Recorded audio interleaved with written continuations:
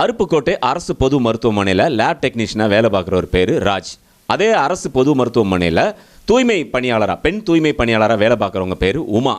இவங்க இருவரும் என்ன பண்ணியிருக்கிறாங்கன்னா, சம்பவ தினத்தன்று வந்து எக்ஸ்ரே அறையை சுத்தம் பண்ணுறதுக்காக தூய்மை பணியாளர் உமா வந்து க்ளீன் பண்ணுறதுக்காக உள்ளே போயிருக்கிறாங்க. எக்ஸ்ரே அறைக்கு வந்து உள்ளே போயிருக்காங்க. அப்போ அந்த அறையில் இருந்த லேப் டெக்னீஷியன் ராஜ் என்ன சொல்லியிருக்காருன்னா, செருப்பு காலோடு எக்ஸ்ரே ரூமுக்கு உடனே வரக்கூடாதுன்னு எத்தனை நான் சொல்லியிருக்கேன், வெளியே போமா அப்படின்னு வந்து சத்தம் போட்டிருக்காரு.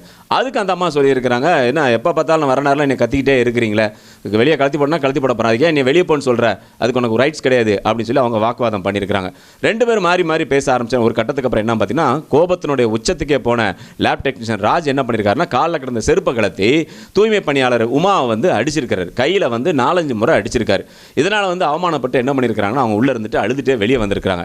என்னடா லேப் டெக்னீஷியன் ரூமில் இருந்து ஒரு பெண் வந்து அழுதுட்டு வெளியே வராங்களே அப்படின்னு சொல்லி சக தூய்மை பணியாளர்லாம் பார்த்துட்டு, என்ன விஷயம், எதுக்காக நீ அழுதுட்டு வர அப்படின்னு கேட்ட உடனே உமா என்ன சொல்லியிருக்கிறாங்கன்னா, இப்படி நான் வந்து க்ளீன் பண்ணுறதுக்காக செருப்பு காலோட போயிட்டேன்னு சொல்லி அவர் அங்கேருந்து டெக்னீஷியன் ராஜ் வந்து என்னை அடிச்சிட்டாரு, செருப்பு கலத்தி அடிச்சிட்டாரு அப்படின்னு சொன்ன உடனே எல்லாருக்கும் பயங்கர கோபம் ஆயிடுச்சு.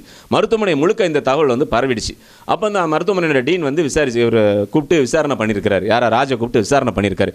எதுக்கு நீங்கள் அடிச்சிங்க அந்த பெண்ணை அப்படின்னு கேட்டதுக்கு, இல்லை சார் நான் பல தடவை வந்து சொல்லியிருக்கேன், எக்ஸ்ரே ரூமுக்குள்ள வரும்போது வந்து செருப்பு போட்டுட்டு உள்ளே வராத சொல்லியிருக்கேன். எல்லார் பேஷண்ட் எல்லார்ட்டையுமே நான் சொல்லியிருக்கக்கூடிய விஷயம் தான். இவங்ககிட்டே நான் அடிக்கடி சொல்லிட்டு இருக்கேன். ஆனால் அது வந்து பொருட்டாக மதிக்கிறதே கிடையாது. மரியாதையே கொஞ்சம் கூட இல்லை இவங்களுக்கு. சொல்கிற நேரம்லாம் ரொம்ப அசால்ட்டாக வந்து அஜாக்கிரதையாக வந்து பதில் சொல்லுவாங்க. இந்த முறை அந்த மாதிரி சொல்ல சார் எனக்கு ரொம்ப கோவம் வந்துட்டு அதனால் அடிச்சிட்டேன். நான் அவங்களை அடித்ததுக்கு வேணா அவங்கள்ட்ட சாரி கேட்டுக்கிறேன் சார் அப்படின்னு சொல்லி தன்னோட விளக்கத்தை வந்து சொல்லிட்டு அந்த அறையை விட்டு வெளியே வந்திருக்காரு.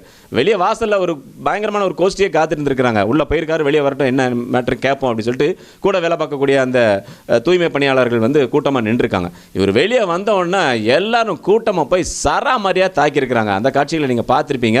அடினா அடி, தர்ம அடி, பொது அடி கொடுத்துருக்குறாங்க. கொடுத்த குடுப்பில் அவரால் நில குளிஞ்சு போயிட்டார். கூட இருந்த மற்ற மருத்துவர்களும் பணியாளர்களும் சேர்ந்து மற்றவர்கள்லாம் வந்து தடுத்து அவரை வந்து காப்பாற்றி தனியாக கூப்பிட்டு போயிட்டாங்க. இந்த விஷயம் வந்து காவல்துறைக்கு போய் காவல்துறை வந்து இப்போ வந்து லேப் டெக்னீஷியன் ராஜை கூப்பிட்டு வந்து விசாரணை நடத்திக்கிட்டு இருக்கிறதா சொல்கிறாங்க. என்ன நடக்குன்னு பார்க்கலாம். என்னதான் 1000 விஷயங்கள் நடந்தாலுமே செருப்பை கலத்தி ஒரு பெண்ணை வந்து அப்படி அடிக்கிறது வந்து மிகப்பெரிய ஒரு தவறு. அதுதான் வந்து இப்போ சோஷியல் மீடியாவில் வைரலாக போயிட்டுருக்கு. இதை பற்றி உங்களுடைய கருத்துக்களை நீங்கள் தெரிவிக்கலாம்.